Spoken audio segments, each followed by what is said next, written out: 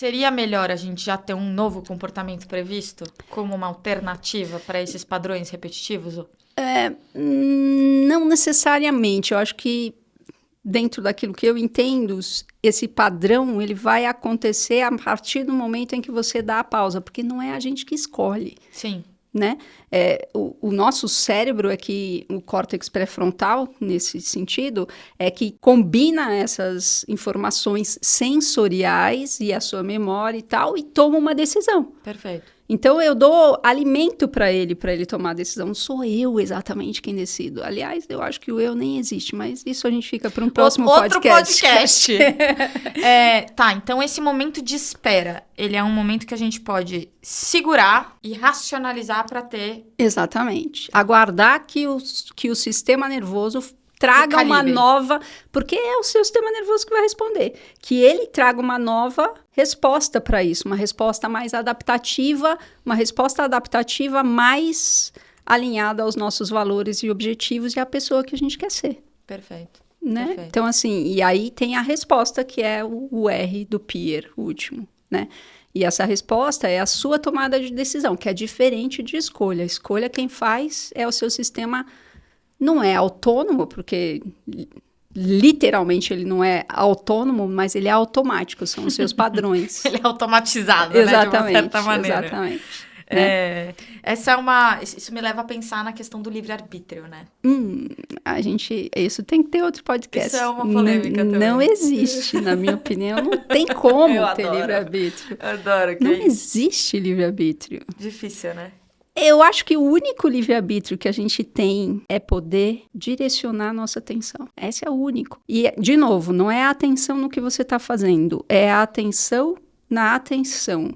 É a atenção nos seus sentidos. Porque todo e qualquer organismo vivo, ele funciona com a captação de informação, processamento dessa informação e adaptação. O sistema nervoso, inclusive, apareceu, ele não nasceu do nada, né? Ele apareceu de uma necessidade da célula do nosso pé saber o que estava acontecendo na célula da nossa cabeça. Para ter a interação e a conectividade. Exatamente.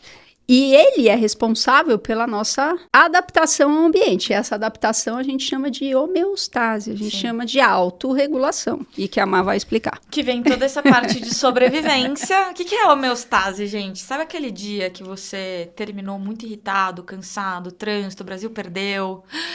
No final do dia você só quer o quê? Um chocolatinho, porque foi um dia tão difícil. Isso é o seu corpo, mesmo que você esteja de dieta, tentando restabelecer o equilíbrio do teu próprio corpo.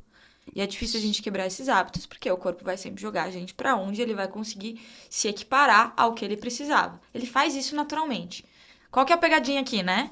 Quando a gente tem picos de desequilíbrios muito constantes, que deveriam ser a exceção, não a regra, como a gente vem observando um mundo doente aí com muito burnout, com muito esgotamento, com muita ansiedade, com muita depressão, isso se torna um caso e um quadro clínico. Exatamente. E vale dizer que o corpo, ele tá fazendo o melhor dele. Porque, vamos lembrar, e é outra coisa que eu gosto muito de falar, que é o nosso corpo tem 4,3 bilhões de anos de evolução. Perfeito. Ou 3,4, eu tenho um pouco de dislexia, não sei exatamente. Mas de trás para frente e de frente para trás. São alguns bilhões, não faz diferença, né? Assim, nenhuma em termos de... Claro que faz diferença em termos de evolução, mas tem 4,3 bilhões de anos de evolução. E não existe uma inteligência no corpo exatamente, mas essa inteligência da adaptação fez com que o nosso corpo tivesse todas as ferramentas necessárias para que ele sobrevivesse ao ambiente no qual ele está inserido. Perfeito. E a gente está o tempo inteiro mudando o nosso ambiente. No século passado, a gente não tinha essa tanto de informação que a gente tem hoje. Todos esses estímulos, eles sobrecarregam a máquina, né, Exatamente. Mas ela se adapta. Perfeito. E a questão e a pegadinha, uma outra pegadinha que tem aqui, é que se você tiver o foco da sua atenção, você pode escolher para onde ir. Mas caso você não tenha isso, não é que você pode escolher, porque eu acabei de falar que você não tem escolha. Livre-arbítrio. Você pode Adoro. permitir que o seu sistema nervoso traga uma resposta mais adaptativa, mais alinhada aos seus valores. Mais coerente, mais eficiente Exatamente, nesse caso. Né? Não exatamente. só conveniente em termos de se afastar da dor. Não só sobreviver. Só sobrevivência, perfeito. Só sobreviver, né? Porque somos humanos, e humanos... Quer ser amado, quer ser aceito, quer ser Exatamente. respeitado, tá em busca do amor. Exatamente. É isso. E a gente faz pra alcançar esse espaço de poder ser no final do dia. Exatamente, isso mesmo. Né? De poder existir, de estar aqui, da gente poder se relacionar, de eu poder estar aqui falando com você, que é um grande prazer, muito obrigada. Imagina.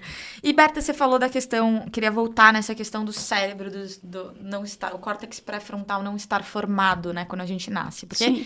esse também é um tabu que eu gosto de desconstruir, a gente usa esse espaço também para falar que a neurociência ela é um estudo e um campo muito novo, muito recente, né, se a gente falar...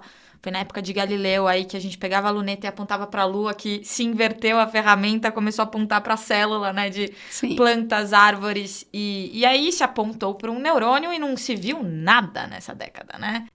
Acho que isso foi 1560, 1600. E aí, gente, só no século XIX é que a gente começou a entender que era tudo elétrico.